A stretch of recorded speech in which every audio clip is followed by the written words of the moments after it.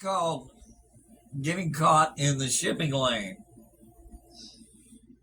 We left the house Friday night quite early, around 8 o'clock or something like that. It was dark. We were living in Motorbrook Projects at the time. I was probably 7. It was our summer vacation. And it was a Friday night. We left at about 7, 8 o'clock in the evening. Because Dad had been planning this trip for a while. So, Mom loads up the car with all us kids. There's 3 of us. My older brother and my little baby sister. So we wind up going to a boat rental place.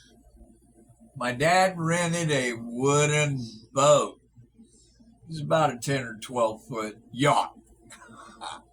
7.5 horsepower Evinrude with a full start. There are 2 wooden oars on this boat as part of the safety feature. And in the boat were, I think, 6 floats. He rented this boat for $10. I think it was like a $1.50 deposit. Who's going to steal a boat when you're in the ocean, right? So we're in Corpus. We're on the boat, and my mom hated the water. I didn't much care for it myself. My brother was deadly afraid of water. My sister didn't have a clue. She's only 3. Dad is so, Dad. So anyway, we roll out. You know, the motor works fine at this point. We go out. He drops anchor. Okay? He drops anchor. I can see land. And as time goes on, and it's getting hotter, we've been out there a couple of hours already, and I'm not wearing a cap. Nobody's wearing a cap. We're all getting burned. And so is my dad, but what does he care? He's a roofer. He works in the heat all day long, so it doesn't faze him. Time goes on, and I happen to notice the land is getting smaller and further away. And I look off in the distance, and I see a dot approaching, and I hear this.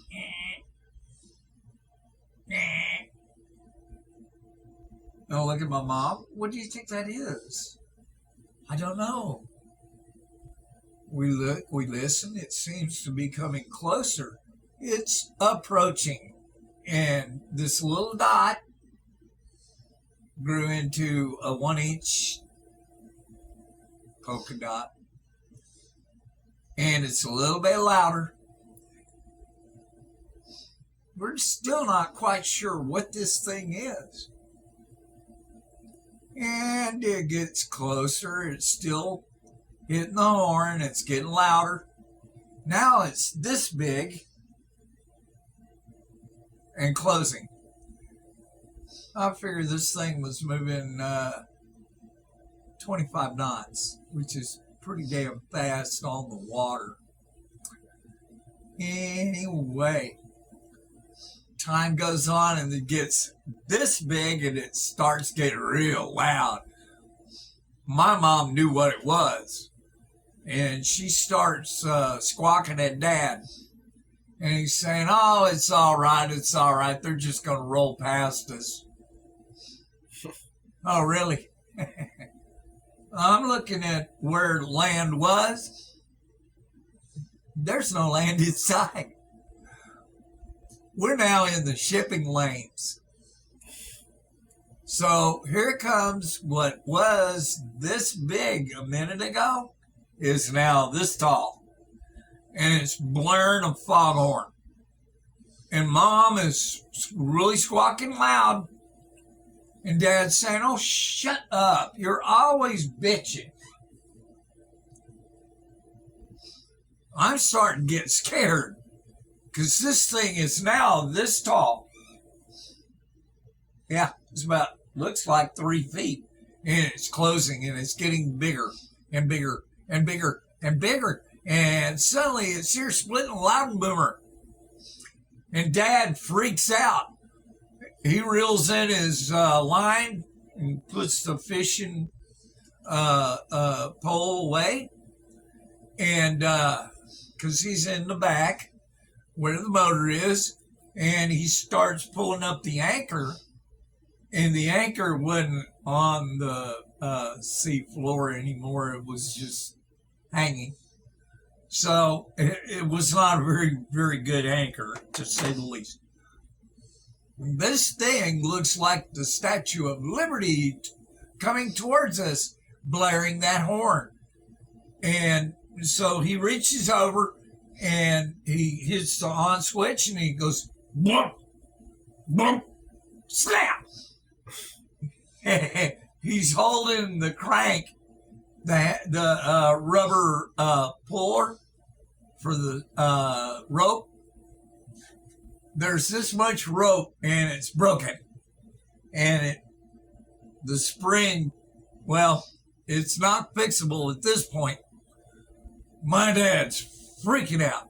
So he grabs up an oar and he's like putting everything he's got into it, and it goes snap, and he's holding a stick. He's having an oh shit moment because here comes an oil tanker. This thing looked like 3 Statues of Liberty coming at us, and it was really, really loud. I've never heard anything quite so loud. Black Sabbath is loud. This thing made Black Sabbath concerts sound like a whisper. That's how loud this horn was. And my mom's freaking out. My brother's tripping out. My sister freaking out. I'm in fear. And Dad reaches for the other paddle. Fortunately, it had one. So now he's on the other side of the boat. I believe he's on the port side at this point. It was starboard. So he's treading water. Really treading water. Snap!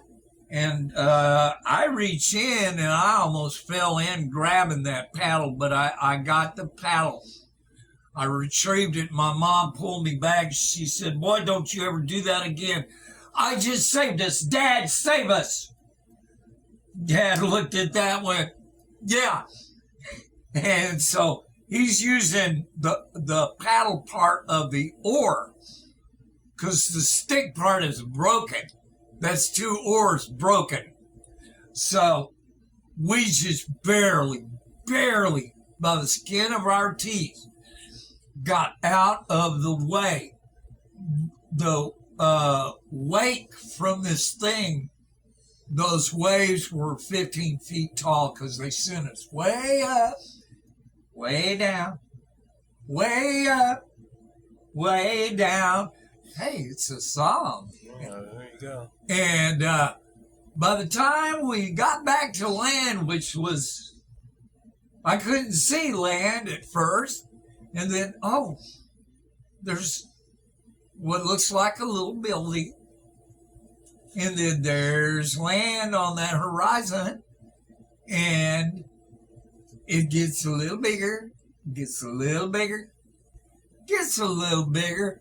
And then we're in the port. We're back where we started, believe it or not. I don't know how we made it back to the point where we entered, but we left.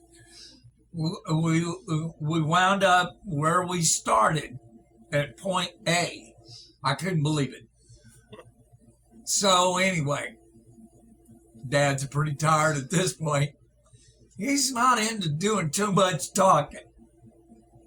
And Dad loved to talk. He was a real big talker. No, not big talker, but he was real big on talking. Because he would get his point across. He ruled with an iron fist. That's dear old Dad. So, he goes to the office and tells them the story of what happened, and they gave him back his $10 plus his 50 cents deposit. Because Dad had a way of convincing people, you better give me my money back. Because we almost died. I just know. I'm pretty sure I know what he said to him. And let's just say the language used was not Japanese. There's no way they could stop a ship that large. I mean, if they tried. No, that ship, no, you can't stop them. They're like a train. Once they start going, they ain't stopping. They can't. All they can do is blow the horn and hope for the best. Yeah. I mean, that monstrosity was close enough to reach out and touch. It felt like it. I know it was. It had to be at least 100 feet away from us, but still, we were in the wake of this ship. It could have killed us at best. Anyway, so he gets us out of the boat. All our camping stuff, what it was, it wasn't a whole lot of stuff. So anyway, we all go back to the car. We get in the car, and Dad says, "We're leaving here right now." Okay, well, we're all hungry, and we're not really worried about it at this point. We're lucky to be alive, so we didn't bitch. And you'd think, yeah, okay, we're going to have a free and clear trip on the way home. No, it wasn't like that at all. The universe has a way of, well, like Mother Nature has a way of jumping up and biting you in the ass. And that's what happened to Dad. Serves him right for putting us through that. Because we could have all drowned right then and right there, and there's sharks in that water. They eat people. What happened to them? Well, I don't know what happened to the sharks. But, no, your dad on the car trip. Oh, well, I'm going to tell you. Okay. I'm getting to that. So we're on the feeder road. We're fixing to enter the highway. Pow! Guess what? That's right. The rear right tire popped. Okay, fine. So Dad pulls over and puts the car up on that crappy jack. All cars had them in the day. They were those long, tall jobs. They worked well enough. Anyway, he had taken that flat tire, put it in the trunk, and there was one spare. He put that spare on.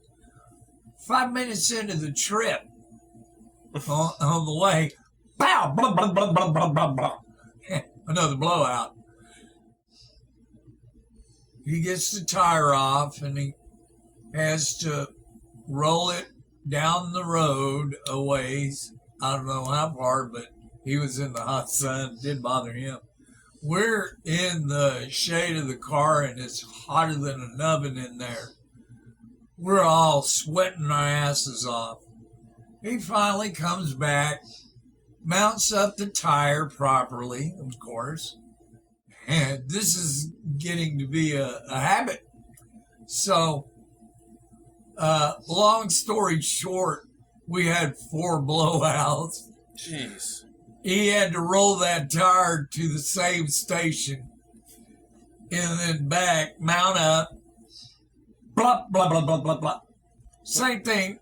Was it the same wheel every time? No. Oh, okay. Different. Now it was the rear wheel on the left. That was the second blowout. Third blowout was the right front. Fourth blowout was the